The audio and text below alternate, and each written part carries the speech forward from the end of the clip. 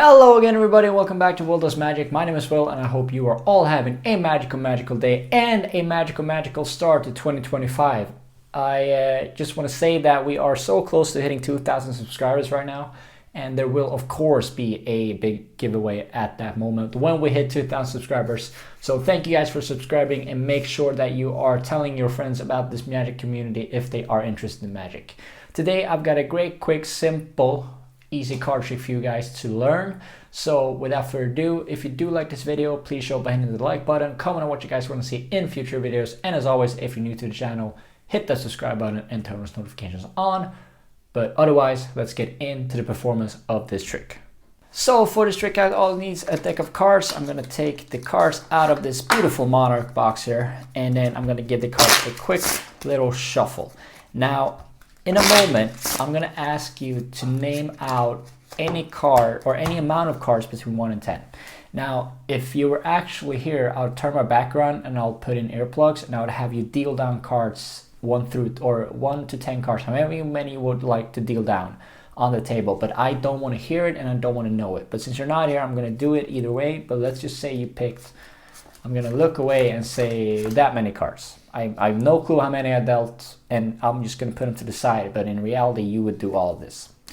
Now I'm going to take the rest of the deck and I'm going to give it a couple other shuffles. Now this is just to make sure that before you select the card, you can see that the cards are extremely shuffled, alright? So I would like you to pick up any amount of cards and turn those over. And then I'd like you to pick out more amount of cards than the previous turn, if that makes any sense at all, and then turn those over. And whichever card is the first card face down will be your selected card. So let's say you picked up about that many cards. We're going to turn those over, and then we're going to do the same thing. So you cut a little deeper, pick out that many cards, we're going to turn those over, and then we're going to spread out and see the first card you picked or that is face down is that card right there. Now, just to recap what we did here, we started with a shuffle deck of cards, right? And you got to pick out any number between 1 and 10. It was a totally free choice, right? And I don't know what that number is. I didn't hear you deal down the cards. You haven't told me anything. Those cards are in that pile right there. We then shuffled the cards, and we then picked out a random card where you got to cut the deck not once, but twice, and select a random card out of that.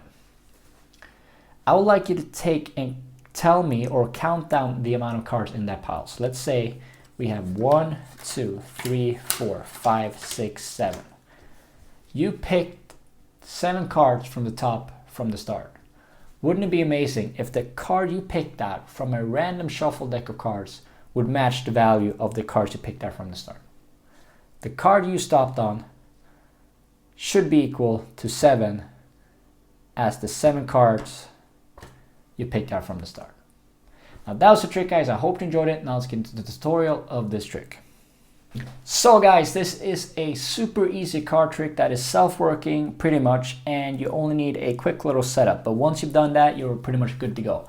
Now the reason I say it's almost self-working is because you might need a bit of sleight of hand to do the false cuts and false shuffles, but other than that, it is completely self-working. You let the spectator do all the magic for you. Now the way you're going to set this up is that you want to have a bunch of cards from ace through 10. And then you want to have one extra random card. Now this could be any card at all. It doesn't matter if it's a king, 5, 2, or 3. But you want to place that below the ace. So when you turn these cards over, you would have the random card on top and then follow the ace through down to 10.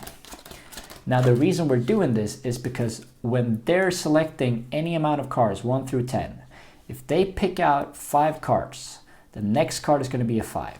If they pick out 7 cards, the next card is going to be a 7. If they pick out 3 cards, the next card is going to be a 3.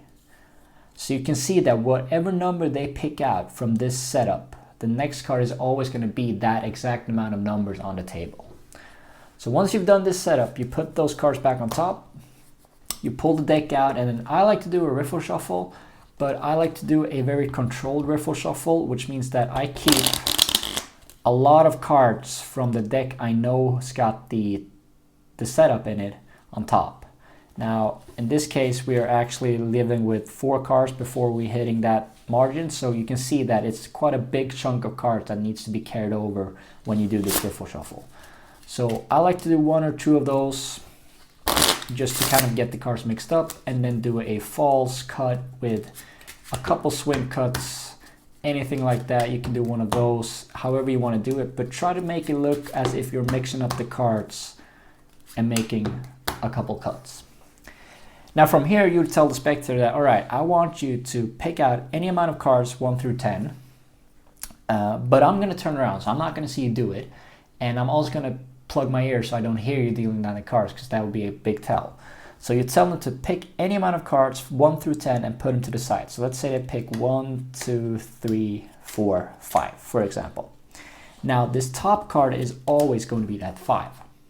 Now what I like to do from here is I like to turn around, back around, and say, all right, so you picked out a random amount of cards. They can put these in the pockets if they like. I mean, it doesn't matter, as long as you don't touch them, you're good.